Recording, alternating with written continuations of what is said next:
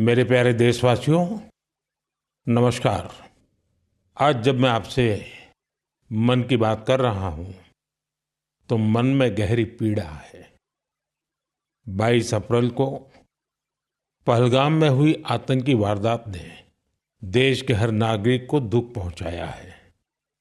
पीड़ित परिवारों के प्रति हर भारतीय के मन में गहरी संवेदना है।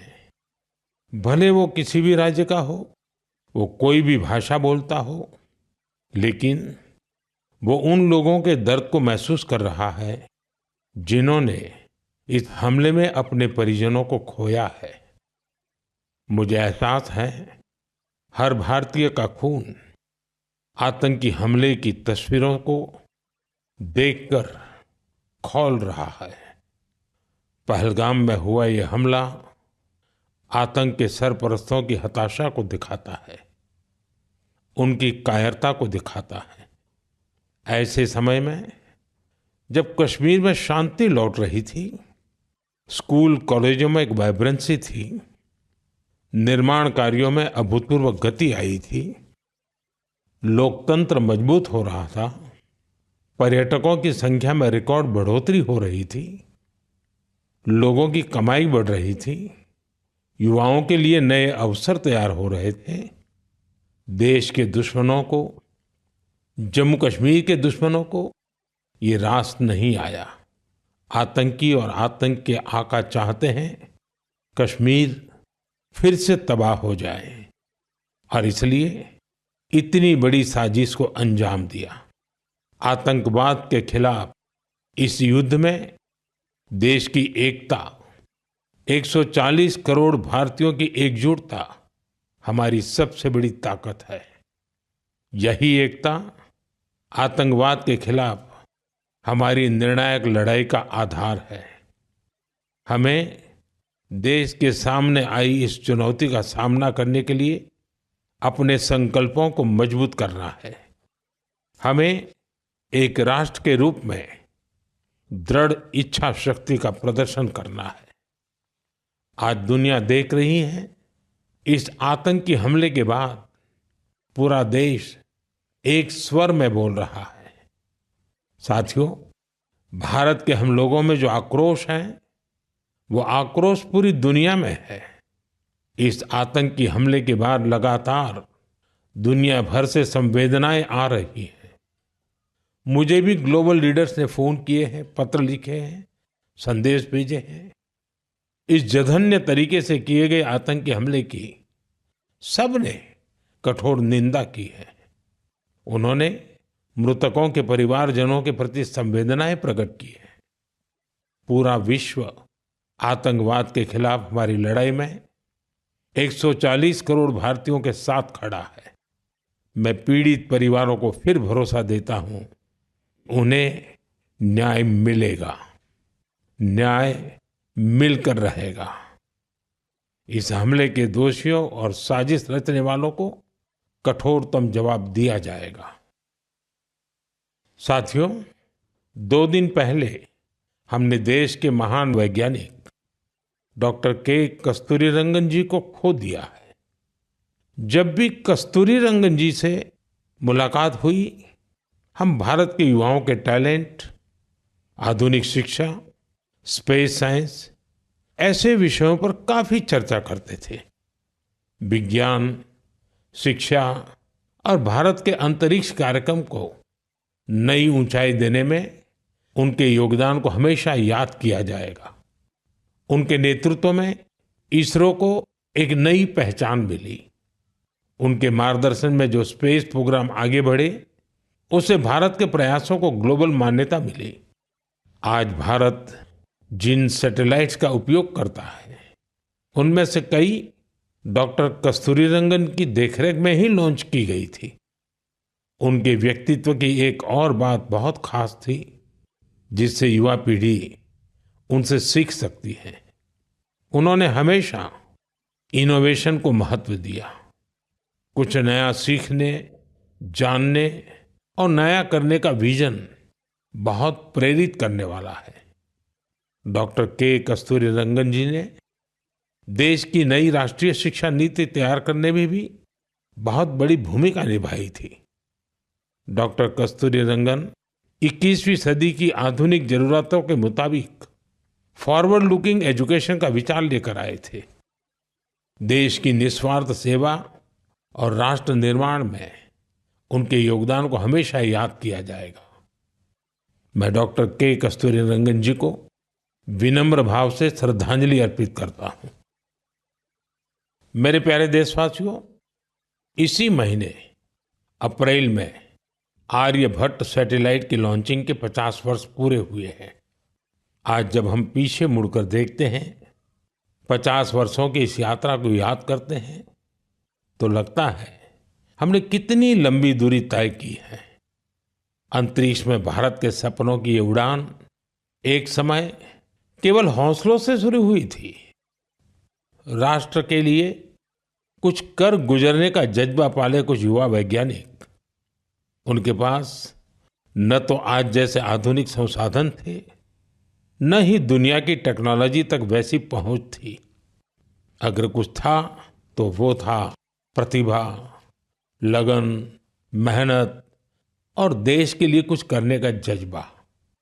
बैलगाड़ियों और साइकिलों पर क्रिटिकल इक्विपमेंट को खुद लेकर जाते हमारे वैज्ञानिकों की तस्वीरों को आपने भी देखा होगा। उसी लगन और राष्ट्र सेवा की भावना का नतीजा है कि आज इतना कुछ बदल गया है। आज भारत एक ग्लोबल स्पेस पावर बन चुका है। हमने एक साथ 104 सैटेलाइट का लॉन्च करके रिकॉर्ड बनाया है। हम चंद्रमा के साउथ पोल पर पहुंचने वाले पहले देश बने हैं। भारत ने मार्स ऑर्बिटर मिशन लॉन्च किया है और हम आदित्य L1 मिशन के जरिए सूरज के काफी करीब तक पहुंचे हैं। आज भारत पूरी दुनिया में सबसे ज्यादा कॉस्ट इफेक्टिव लेकिन सक्सेसफुल स्पेस प्रोग्राम का नेतृत्व कर रहा है।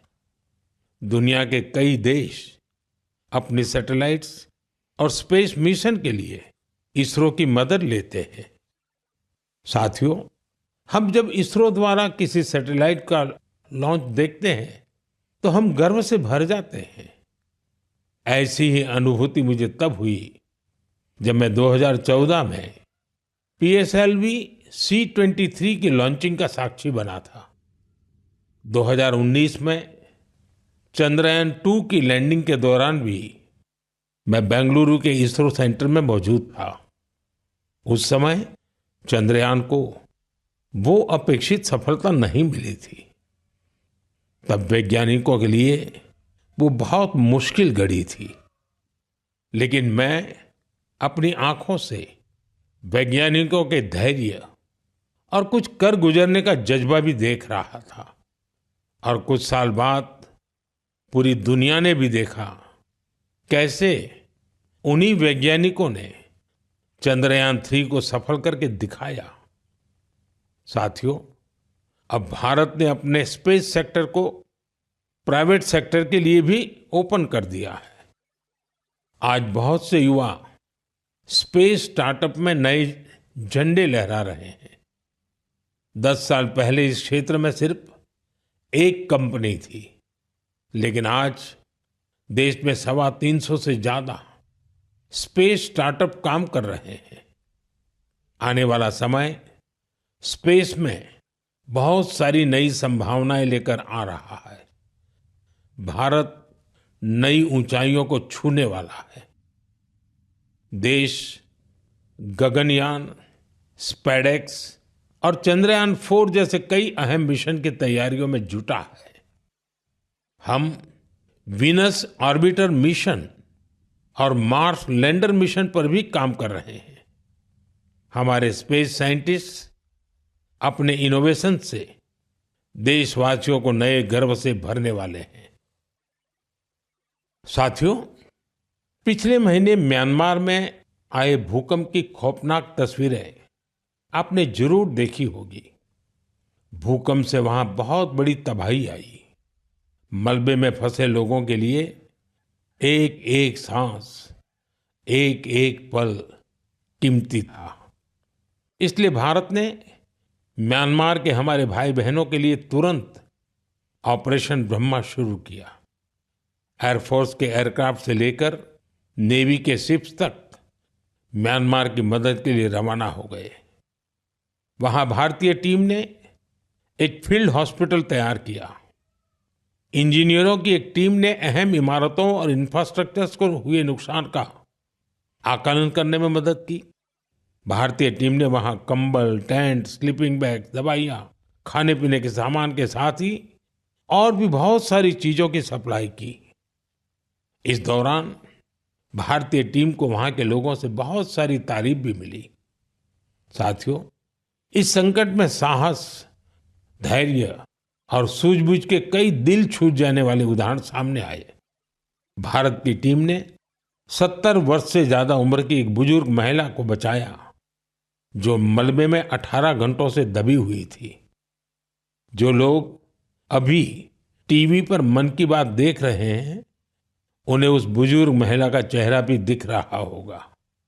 भारत से गई टीम ने उनके ऑक्सीजन लेवल को स्टेबल करने से लेकर फ्रैक्चर के ट्रीटमेंट तक इलाज की हर सुविधा उपलब्ध कराई।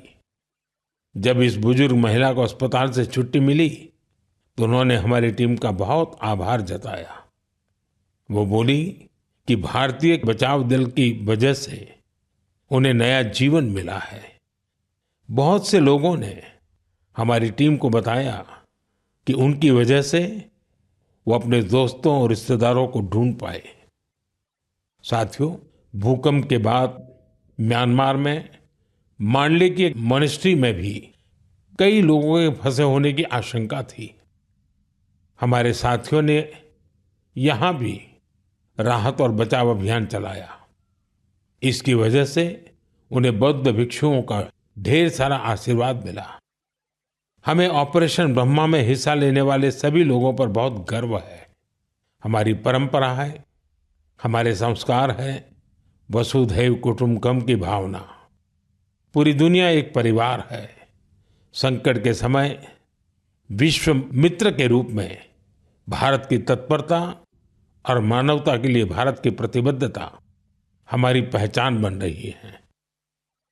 साथियों, मुझे अफ्रीका के इथियोपिया में प्रवासी भारतीयों के एक अभिनव प्रयास का पता चला है।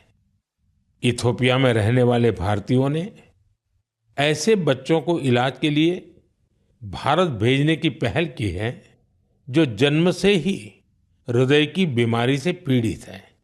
ऐसे बहुत से बच्चों की भारतीय परिवारों द्वारा आर्थिक मदद भी की जा रही है।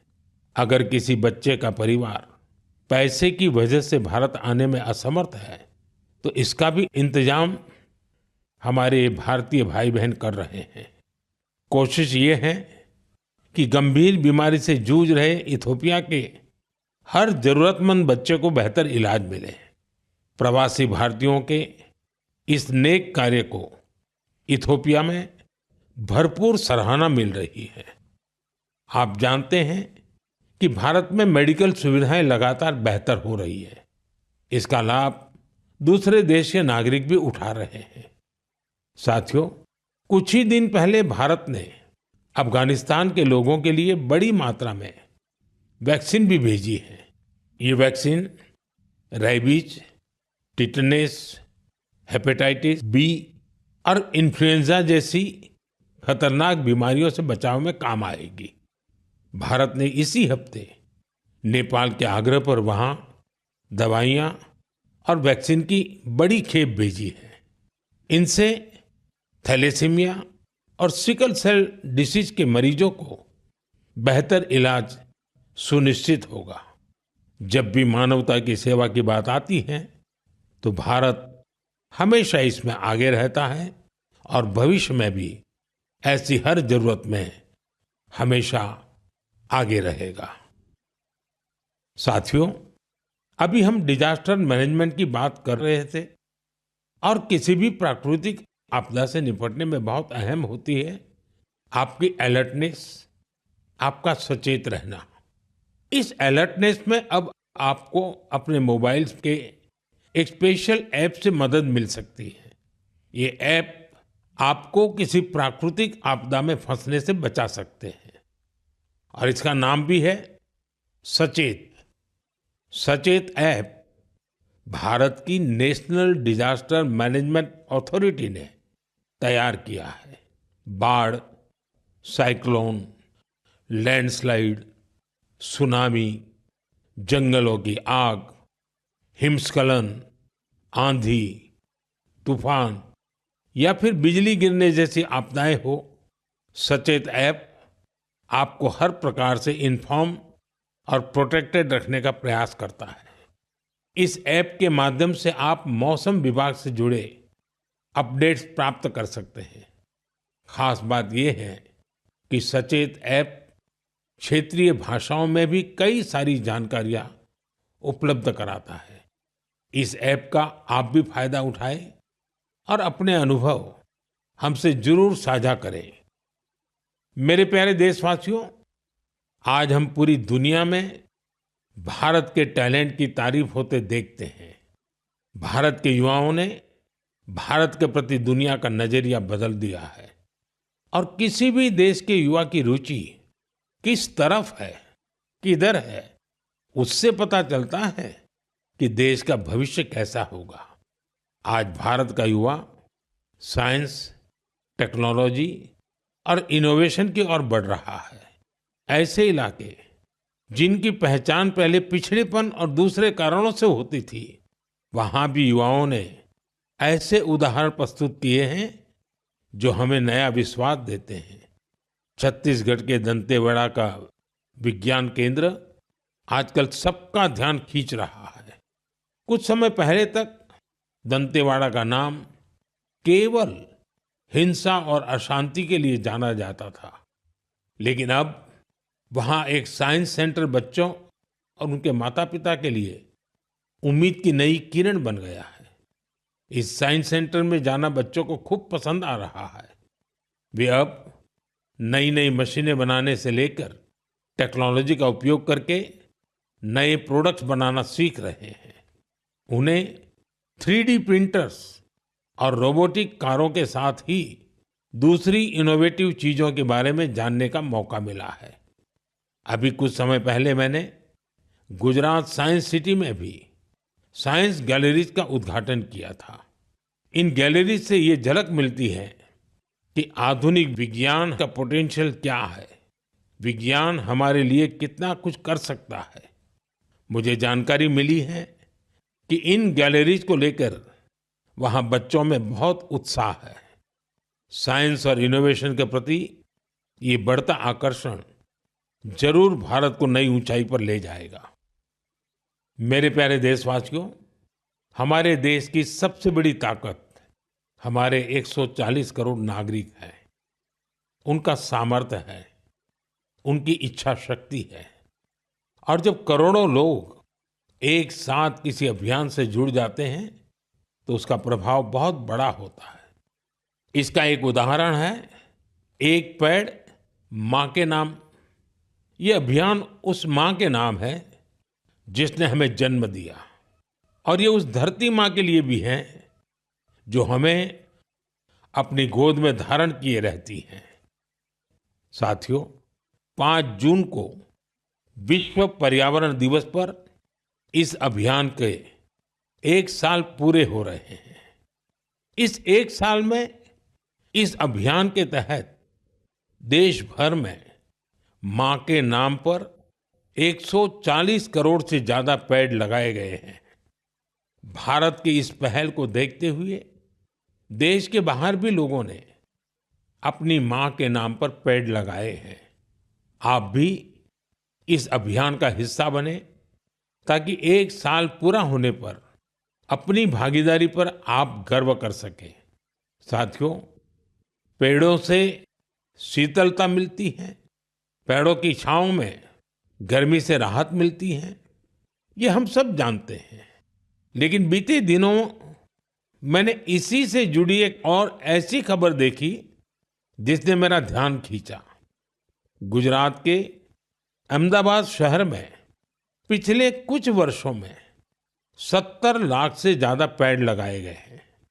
इन पेड़ों ने अहमदाबाद में ग्रीन एरिया काफी बढ़ा दिया है। इसके साथ साथ साबरमती नदी पर रिवरफ्रंट बनने से और कांकरिया झील जैसे कुछ झीलों के पुनर्निर्माण से यहाँ वाटर बॉडीज की संख्या भी बढ़ गई है। अब न्यूज़ रिपोर्ट्स कहती हैं कि बीते कुछ वर्षों में अहमदाबाद ग्लोबल वार्मिंग से लड़ाई लड़ने वाला प्रमुख शहरों में से एक हो गया है। इस बदलाव को, वातावरण में आई शीतलता को वहां के लोग भी महसूस कर रहे हैं। अहमदाबाद में लगे पेड़ वहां नई खुशहाली लाने की वजह बन रहे हैं। मेरा आप सबसे फिर आग्रह है कि धरती की सेहत ठीक रखने के लिए, क्लाइमेट चेंज की चुनौतियों से निपटने के लिए और अपने बच्चों का भविष्य सुरक्षित करने के लिए पेड़ जरूर लगाएं। एक पेड़ मां के नाम। साथियों, एक बड़ी पुरानी कहावत है, जहां चाह वहां राह। जब हम कुछ नया करने की ठान लेते हैं तो मंजिल भी जरूर मिलती है।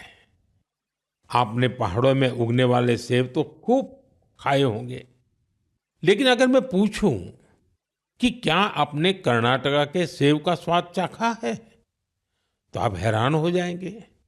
आमतौर पर हम समझते हैं कि सेब की पैदावार पहाड़ों में ही होती है, लेकिन कर्नाटका के बागलकोट में रहने वाले श्री शैल तेली जी ने मैदानों में सेब उगा दिया है।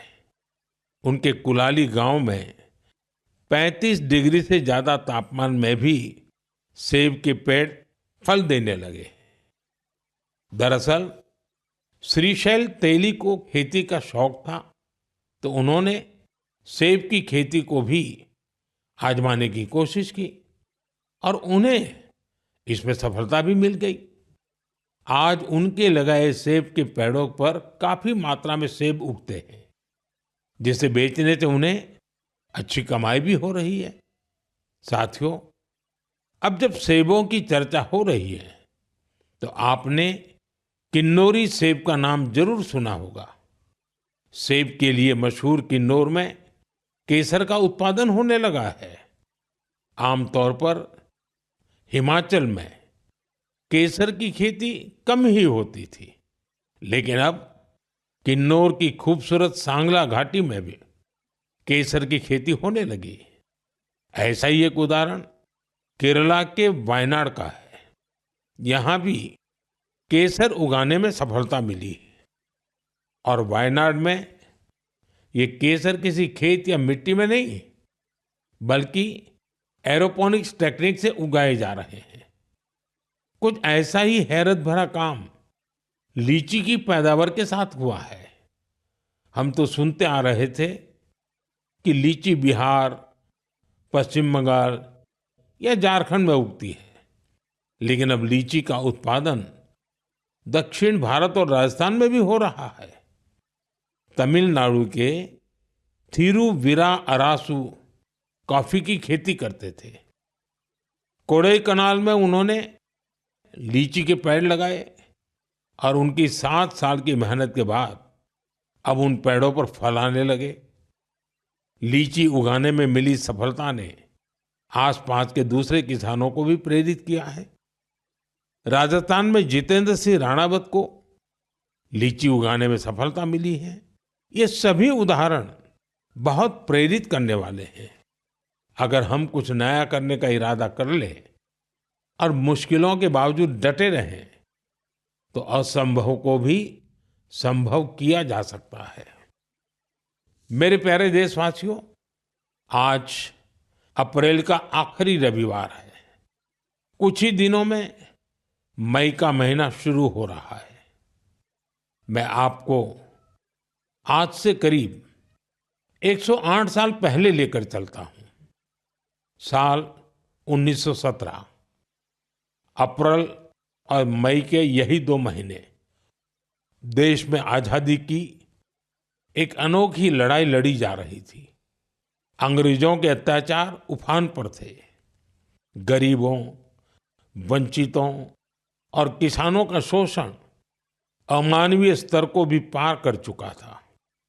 बिहार की उपजाऊ धरती पर ये अंग्रेज किसानों को नील की खेती के लिए मजबूर कर रहे थे। नील की खेती से किसानों के खेत बंजर हो रहे थे, लेकिन अंग्रेजी हुकूमत को इससे कोई मतलब नहीं था। ऐसे हालात में 1917 में गांधी जी बिहार के चंपारण पहुंचे हैं। किसानों ने गांधी जी को बताया, हमारी जमीन मर रही है, खाने के लिए अनाज नहीं मिल रहा है। लाखों किसानों की उस पीड़ा से गांधी जी के मन में एक संकल्प उठा। वहीं से चंपारण का ऐतिहासिक सत्याग्रह शुरू हुआ। चंपारण सत्याग्रह ये बापू द्वारा भारत में पहला बड़ा प्रयोग था।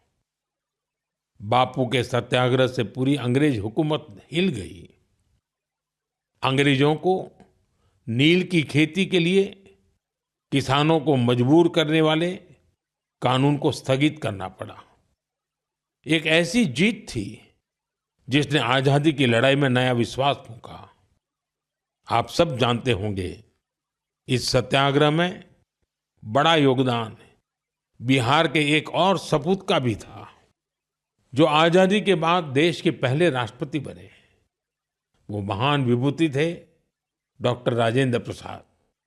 उन्होंने चंपारण सत्याग्रह पर एक किताब भी लिखी, सत्याग्रह इन चंपारण। ये किताब हर युवा को पढ़नी चाहिए। भाइयों बहनों, अप्रैल में ही स्वतंत्रता संग्राम की लड़ाई के कई और अमिट अध्याय जुड़े हुए हैं। अप्रैल की 6 तारीख को ही गांधी जी की दांडी यात्रा संपन्न हुई थी। 12 मार्च से शुरू होकर 24 दिनों तक चली इस यात्रा ने अंग्रेजों को झकझोर कर रख दिया था। अप्रैल में ही जलियांवाला बाग नरसंहार हुआ था। पंजाब की धरती पर इस रक्त रंजित इतिहास के निशान आज भी मौजूद है। साथियों, कुछ ही दिनों में 10 मई को प्रथम स्वतंत्रता संग्राम की वर्षगांठ भी आने वाली है। आजादी की उस पहली लड़ाई में जो चिंगारी उठी थी, वो आगे चलकर लाखों सेनानियों के लिए मशाल बन गई। अभी 26 अप्रैल को हमने 1857 की क्रांति के महान नायक बाबू वीर कुंवर सिंह जी की पुण्यतिथि भी मनाई है। बिहार के इन महान सेनानी से पूरे देश को प्रेरणा मिलती है। हमें ऐसे ही लाखों स्वतंत्रता सेनानियों की अमर प्रेरणाओं को जीवित रखना है। हमें उनसे जो ऊर्जा मिलती है, वो अमृतकाल के हमारे संकल्पों को नई मजबूती देती है। साथियों, मन की बात की इस लंबी यात्रा में आपने इस कार्यक्रम के साथ एक आत्मीय रिश्ता बना लिया है। देशवासी जो उपलब्धियां दूसरों से साझा करना चाहते हैं, उसे मन की बात के माध्यम से लोगों तक पहुंचाते हैं। अगले महीने हम फिर मिलकर देश की विविधताओं, गौरवशाली परंपराओं और नई उपलब्धियों की बात करेंगे। हम ऐसे लोगों के बारे में जानेंगे जो अपने समर्पण और सेवा भावना से समाज में बदलाव ला रहे हैं। हमेशा की तरह आप हमें अपने विचार और सुझाव भेजते रहिए। धन्यवाद।